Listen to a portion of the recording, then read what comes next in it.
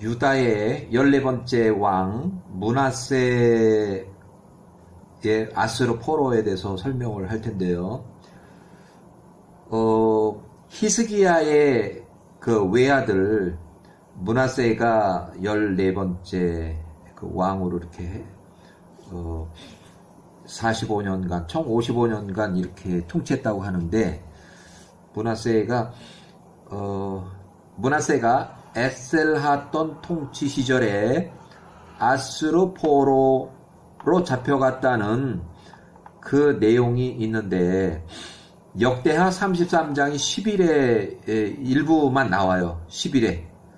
그리고 뭐 열왕기 하나 이런 데는 기록이 없어가지고 그것을 좀 그 역대기 하에서만 가지고는 정확하게 그 연도수도 추정을 못하고, 그래서 이 사람 에셀하돈 통치 시절에 그 역사 기록이 있어요. 그래서 그 프리즘 총 6면 기록 중에서 므낫세 이름이 제 5번째면 55행에 기록이 되어 있어요. 그리고 또 여기 이 내용에는, 이 프리즘 내용에는 에셀하돈 통치 시절에 그 업적이 여기 기록이 되어 있고, 그래서 므낫세가 잡혀간 것은 673년에서 672년 정도가 될 걸로 추정이 돼요. 므낫세가 포로로 잡혀갔을 요게. 그 다음에 이 에셀하돈이 사망을 해가지고 669년, 기원전 669년 11월 1일날 사망을 해가지고 그 아들 아수르바니빨이 왕위에 올랐을 때, 그때 므낫세가 바로 석방이 됐다고 여겨져요. 그러면 므낫세가 아수르 포로로 잡혀가서 거기서 구속된 기간이 좀 길게는 4 내지 5년 정도가 될 것 같고, 673년에 잡혀가서 668년에 석방이 됐다 그러면 짧게는 4년, 길게는 5년, 아니면 더 짧게는 뭐 최소한도 2, 3년은 구속이 되어 있었을 것 같아요. 그래서 그 기록된 그 비석의 그 프리즘의 내용을 보면 아수르 왕 에셀하돈의 무자비한 공격성, 또는 상대방이 순수히 조공을 바치거나 항복하지 않으면 무자비하게 처형하는 그런 그 내용이 있는데, 일단은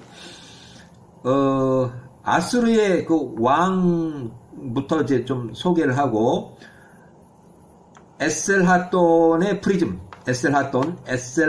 프리즘에 있는 내용을 보기 위해서 아수르의 그 통치 그 왕들의 그 기록이 있으니까 그걸 좀 보고서, 자, 아수르에 대한 역대 통치자가 여기 쭉 나와 있는데, 아주 요거는 옛날 왕조고, 그 이후에 한참 후에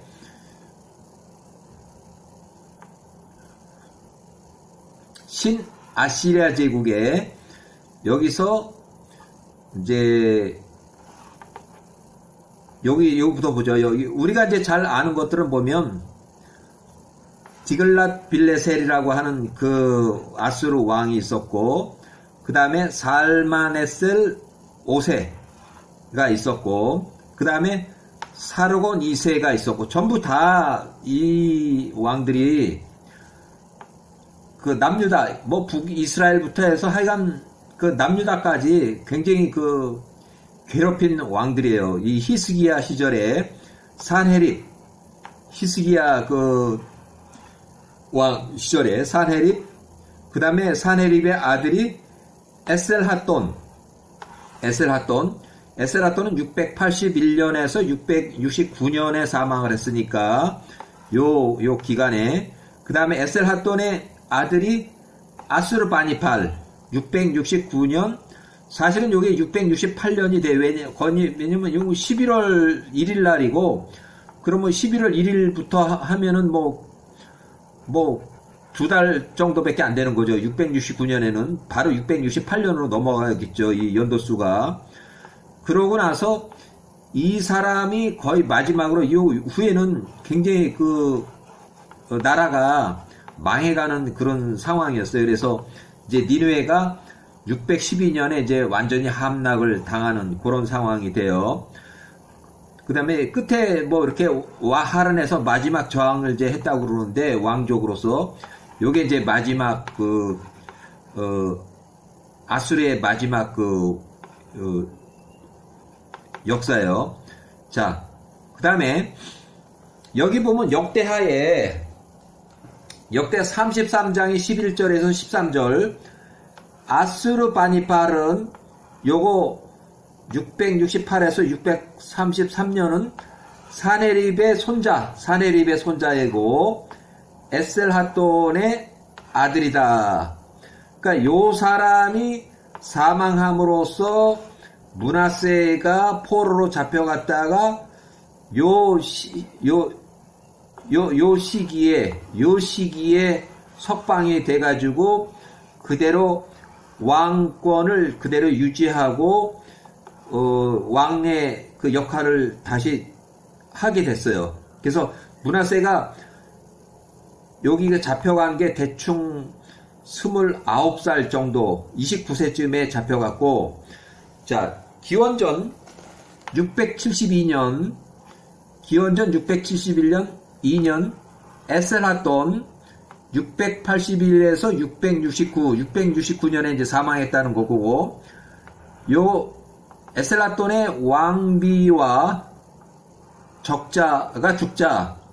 왕비와 후계자가 죽자 에셀핫돈의 왕실은 내분을 우려해서 이 아수르바니팔을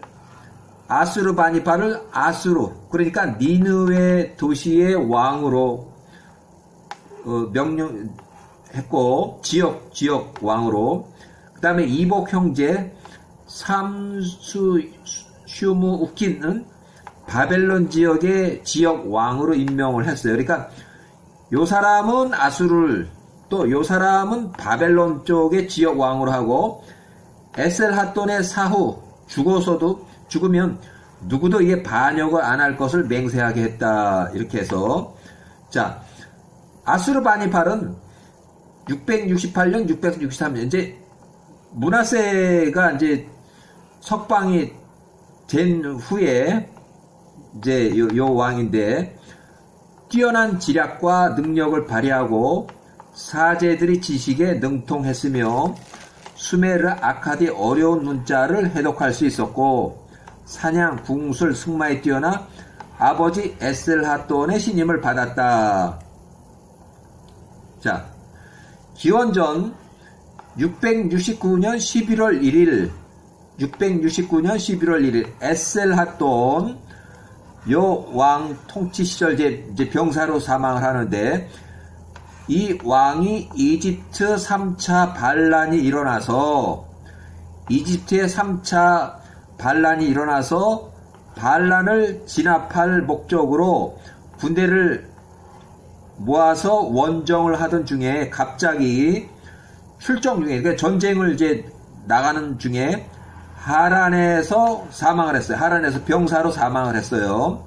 그래서 아수르바니팔 이 에셀핫돈의 아들 아수르바니팔은 할머니의 도움으로 모든 왕실과 신하의 충성 맹세를 받고 다음 해에 순조롭게 아수르 왕에 올랐고, 이복 형제, 이 바벨론을 통치하던 이 이복 형제는 바벨론 왕에 그대로 앉혔다.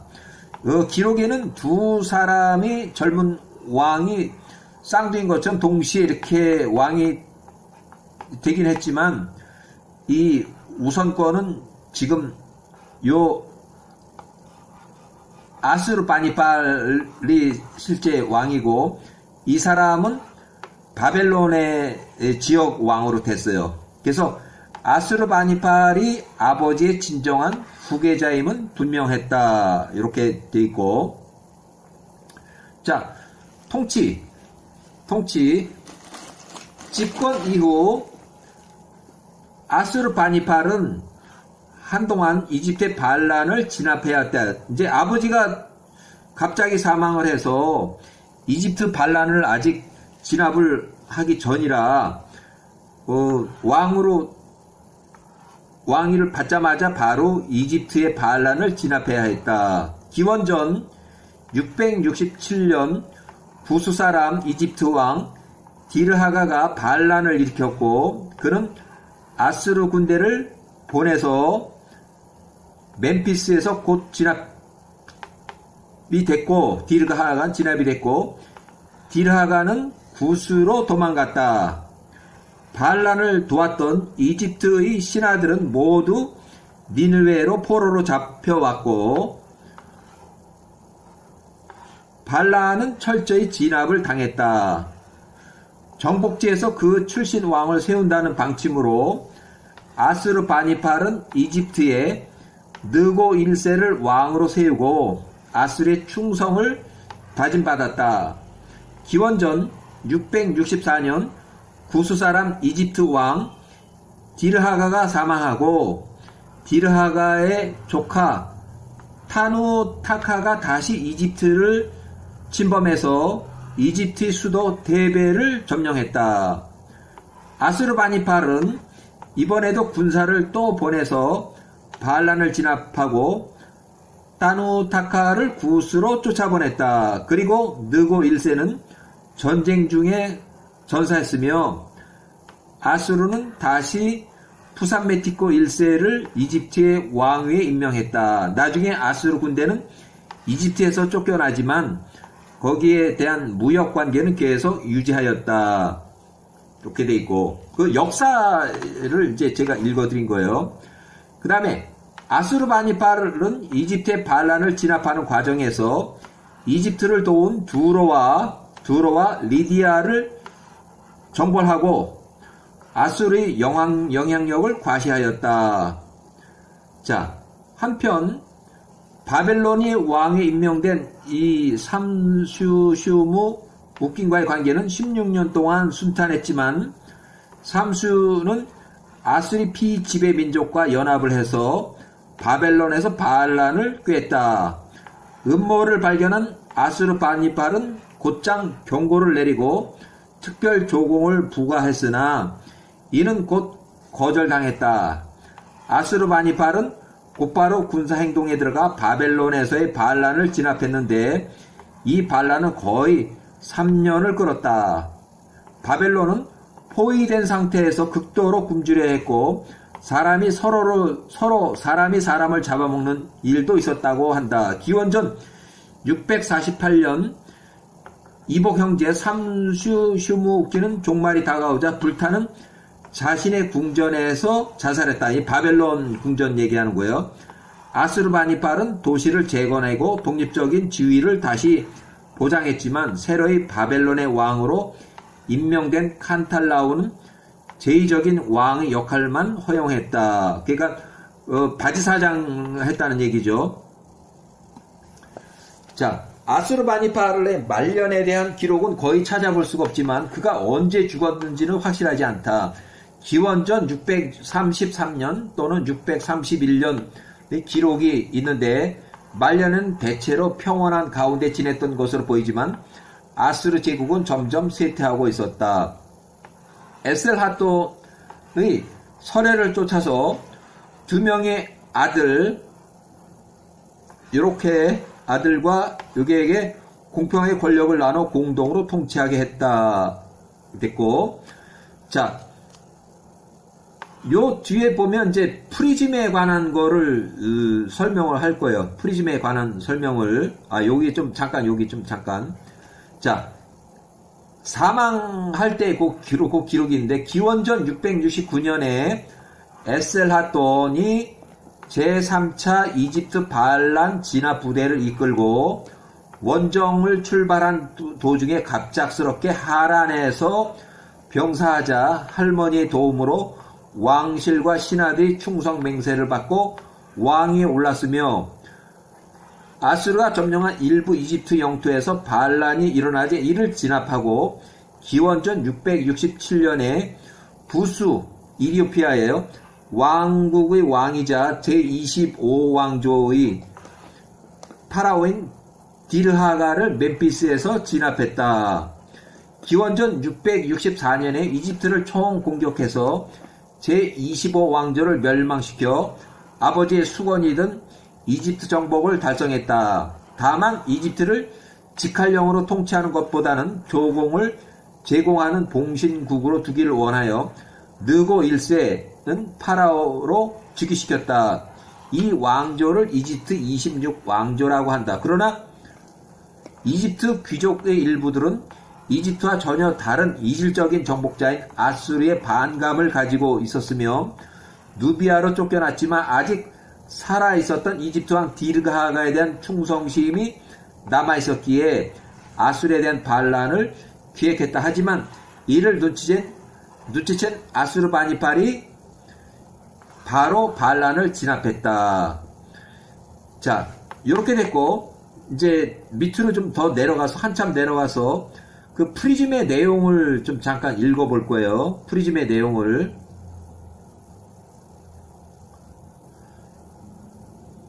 자, 에셀핫돈의 프리즘 그 내용을 보면 므낫세가 에셀핫돈 통치 시절에 아수르 포로로 잡혀갔다. 역대하 33장의 11번째 줄. 같다는 프리즘의 총 6명 기록 중에서 6면 기록 중에서 므낫세의 이름은 제 5번째면 55행에 적혀있다. 여기에는 이 정벌의 업적이 기록이 되어 있고 요 시기에 므낫세가 포로로 잡혀갔다는 추정이 된다. 요 시기에 므낫세가 아수르 포로로 잡혀갔다는 그 추정되는 시기예요. 그 다음에 아수르 왕 에셀핫돈이 병사했던 그 시간, 그러니까 669년 11월 1일 병사했어요. 하란에서.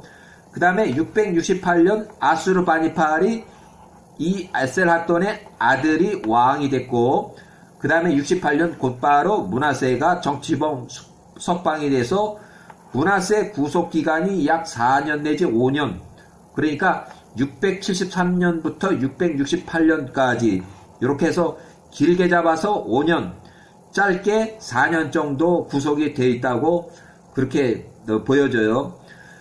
그 기록된 내용에 아수르 에셀핫돈의 무자비한 공격성, 상대방이 순수히 조공을 바치거나 항복하지 않으면 무자비하게 목을 베거나 교수용으로 죽여버렸다.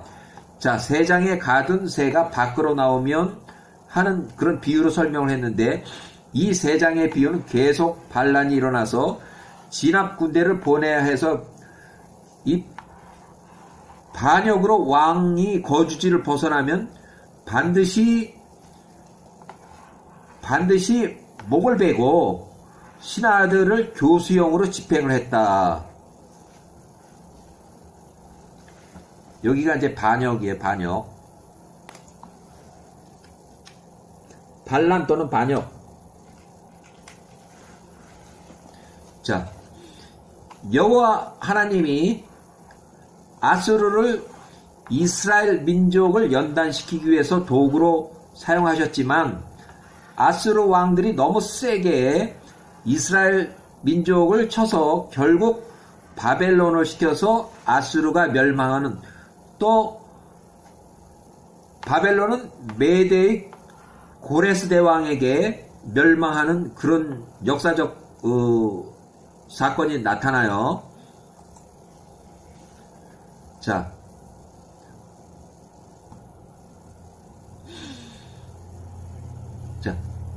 여기 보면 히스기야는 전적으로 하나님에게 의존하고 기도하며 하나님의 기도 응답을 받았는데, 므낫세는 어려서부터 잘못 키운 대로, 잘못 성장한 대로 우상을 숭배하고 잘못을 지적한 선지자들을 모두 잡아 죽였고 예루살렘의 거리를 의인의 피로 물들였다. 므낫세의 죄라고 이렇게 성경에 기록되어 있어요. 평생 아수르에 의존하고 아수르의 조공을 바치며 57세까지 45년간, 그러니까 10년 동안 이 섭정을 또 포함하면 55년간 왕위를 유지했다고 본다. 이렇게 제가 붙였어요. 그 다음에 여기 된 건 프리즘에 관한 설명인데, 요거. 자, 그 번호는 요렇게 돼 있고, 쭉 내려가서, 여기 보면,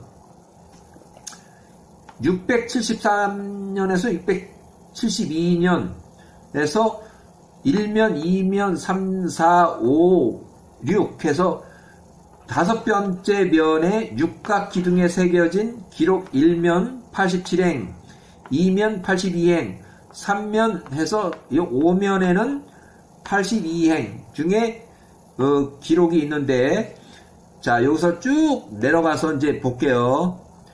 그 프리즘의 그 기록 한참 밑으로 내려가야 돼. 한참 밑으로. 엄청 길어요. 이게. 야, 여기 이제 요 위에 거를 잠깐 보면, 이 프리즘의 내용들을 이렇게 잠깐 보면, 목을 베고 처형을 했다. 요 달에 또 목을 뱄다.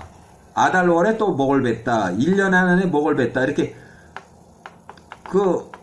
이제 반역하거나 뭐 그러면 다 교수형 목 따라 죽이고, 또 주방장도 죽이고, 연주자도 죽이고, 이렇게 이런 그렇게 아주 그냥 강하게 통제를 했어요.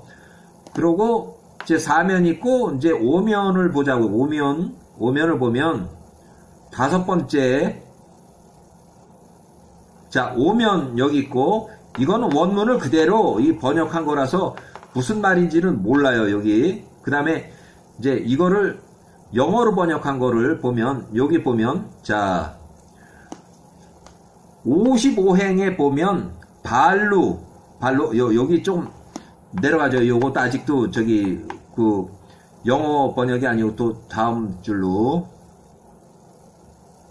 자, 여기 보면, 자, 발루, 두로왕 발루, 므낫세, 유다왕, 므낫세, 또 다른 에돔왕, 모압왕, 가자, 또 여기 보면 에크론, 또 그발, 이렇게 해서 많은 이 왕들이 다 뭐 잡혀갔거나 또 조공을 바쳐서 항복을 하고 그러면 그대로 좀 봐주고, 이렇게 해서 12명의 지중해 왕들이 있고, 12명의 지중해 연안의 그 왕들, 나라들, 그 다음에 또 다른 또 10명의 왕, 그러니까 총 22명의 왕. 여기에는 므낫세가 이제 포함이 되어 있는 거예요. 이렇게 해서 뭐 항복해서 조공을 바치면은 놔두고, 조공 안 바치고 마음에 안 들면 포로로 잡아가고, 이렇게 했던 거예요. 그래서 자, 에셀하돈의 프리즘에 대한 설명을 다시 하는데, 므낫세가 에셀하돈 통치 시절에 아스르 포로 역대하 33장이 11절에 잡혀갔던 총 6면의 기록 중에서 므낫세의 이름은 제5번째 55행에 나온다. 여기에는 이 왕의 정벌의 업적이 기록이 되어 있고, 또 므낫세가 포로로 잡혀갔다는 그 시기가 요 시기 673년에서 672년에 포로로 잡혀갔을 거다. 그 다음에 아스르 왕이 사망한 시간이 요렇게, 그 다음에 아스르 왕 아들이 668년, 그래서 므낫세가 668년에 석방이 됐을 거다. 그래서 므낫세 구속 기간이 약 4, 5년, 673년부터 668년까지 구속이 됐을 거다. 그래서 그런 내용으로 이렇게 설명을 했어요. 여기까지는 역대하에 나오지만 다른 데는 그 언제 잡혀갔는지, 대체적으로 므낫세가 29세에 잡혀갔다가 약 4년 내지 5년 동안 구속을 당하고 포로지에서 포로 생활을 했다고 보여져요. 네, 여기까지